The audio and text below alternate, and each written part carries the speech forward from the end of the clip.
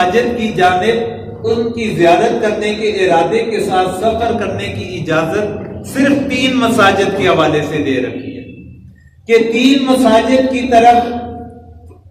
ان کی زیارت کرنے کے ارادے کے ساتھ انسان اگر سفر کرنا چاہے تو سفر کر سکتا ہے، باقی سفر کرنے کی اجازت نہیں دی۔ وہ 3 مساجد کون سی ہیں؟ پہلے نمبر پر مسجد حرام ہے، اس کی جانب انسان اس ارادے کے ساتھ جائے کہ میں جا کر بیت اللہ شریف کو دیکھوں گا، اس کی زیارت کروں گا، وہاں پر طواف کروں گا۔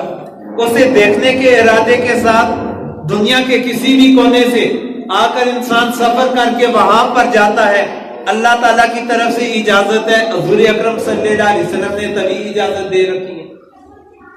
دوسرے نمبر پر مسجد نبوی ہے، مدینہ منورہ کے اندر حضور اکرم صلی اللہ علیہ وسلم کا اپنا شہر تھا، مسجد نبوی انہوں نے خود تعمیر فرمائی تھی۔ اس مسجد کو دیکھنے کے ارادے کے ساتھ اگر کوئی مسلمان دنیا کے کسی کونے سے سفر کر کے وہاں پر جانا چاہے تو اس کے لیے اجازت دی گئی کہ وہ مسجد نبوی کی طرف سفر اختیار کر سکتے ہیں اس کی زیارت کرنے کے ارادے کے ساتھ۔ اور تیسرے نمبر پر بیت المقدس کی اجازت دی گئی کہ اسے دیکھنے کے ارادے سے اگر کوئی سفر کرنا چاہے تو جا کر سفر کر کے اس مسجد کو دیکھ سکتا ہے۔ یہ